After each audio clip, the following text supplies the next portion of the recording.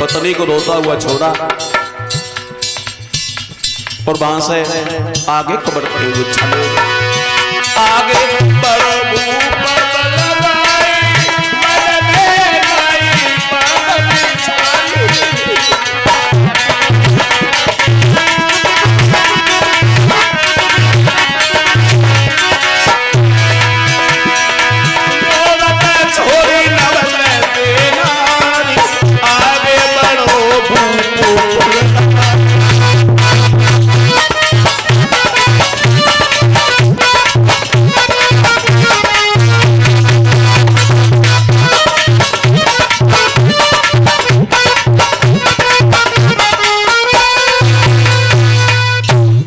पत्नी को आंगन में रोता हुआ छोड़ा, परीक्षा चले, पहुंच गए व्यास के पुत्र श्री सुखदेव जी के सामने।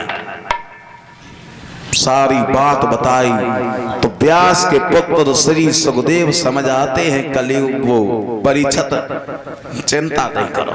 क्या हम तुम्हें भगवान की कथा सुनाएंगे जिसके सुनने से पहली बात तो वो तत्सक तुम्हें नहीं डसेगा, और डस भी लेगा तो तुम्हें अब भटकना नहीं पड़ेगा, स्वर्ग की प्राप्ति हो जाएगी। क्यों?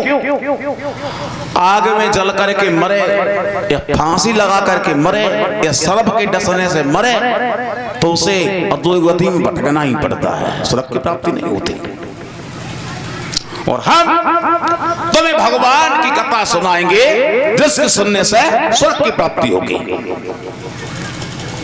और साथ साथ एक बात और बताते चला। कौन सी?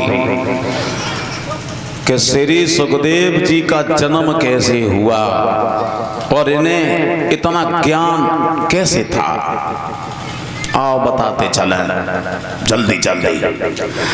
श्री सुखदेव जी का जन्म कैसे हुआ? एक बार ऋषि नारद ने मन में एक बात सोची। क्या?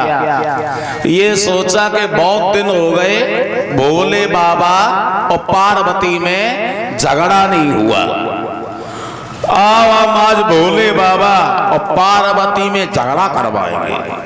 पहुंच गए नारद कैलाश पर्वत पर। भोले बाबा थे नहीं, पार्वती बोली आओ नारद। कब कैसे आना हुआ? कब भोले बाबा है, कब तो नहीं है। तो नारद बोले मैया एक बात बता, भोले बाबा कोई भी बात तुमसे छुपाते तो नहीं होंगे? पार्वती बोली नहीं, हमसे बड़ा प्रेम करते हैं भोले बाबा, हमसे कोई भी बात नहीं छुपाते। तो नारद बोले एक बात बताओ। क्या? भोले बाबा ये अपनी गर्दन में ये मुंडों वाला हार पहनते हैं, ये सारे सर किसके हैं? पार्वती बोली नारद ये तो हमको भी नहीं मालूम। नारद बोले तो प्रेम का खा करते हैं, इतना भी नहीं मालूम। तो पार्वती बोली नारद जाओ, अब की बार आई जाओगे, सबसे पहले मुझे ही पूछेंगे। नारद तो चले गए, भोले बाबा घर पर पहुंचे, पार्वती ने बैठने भी नहीं दिया। पार्वती बोली भोले बाबा बोलो, तुमने हमसे इतनी बड़ी बात छुपाई, कौन सी बात? ये बताओ, तुम अपनी गर्दन में ये मुंडों वाला हार पहनते हो, ये सारे सर किसके? और जैसे ही इतने शब्द भोले बाबा ने सुने, एक बात सोची, हमें ऐसा लग रहा है कि नारद की फेरी लग गई।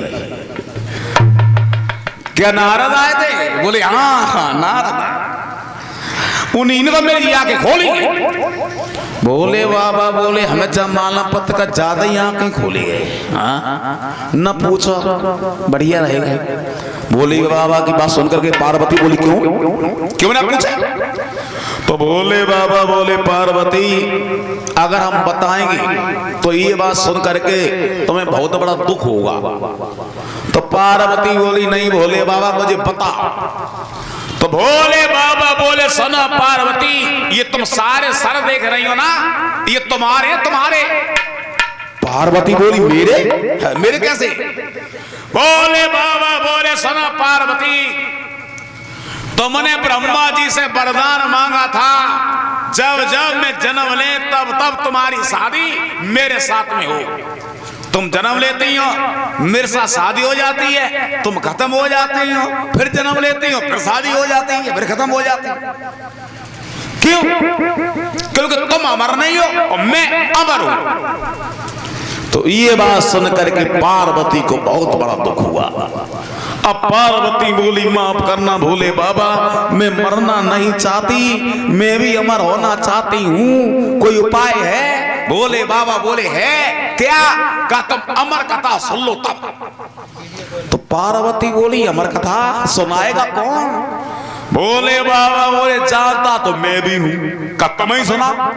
तो भोले बाबा बोले, कोई बात नहीं। अब भोले बाबा पार्वती को लेकर के एक जंगल में वन की ओर चले। वन में एक पेड़ के नीचे बैठ करके भोले बाबा गिरजा को कथा सुनाने लगे। और एक बात और कही, का सुनो गिरजा। कथा कहते कहते मैं इतना विभोर हो जाता हूँ, इतना खो जाता हूँ, जो अपने शरीर तक का ध्यान नहीं रहता कि हम बैठे कहाँ हैं। और तुम बीच बीच में हुंकारा भरती रहना। अब पार्वती बोली,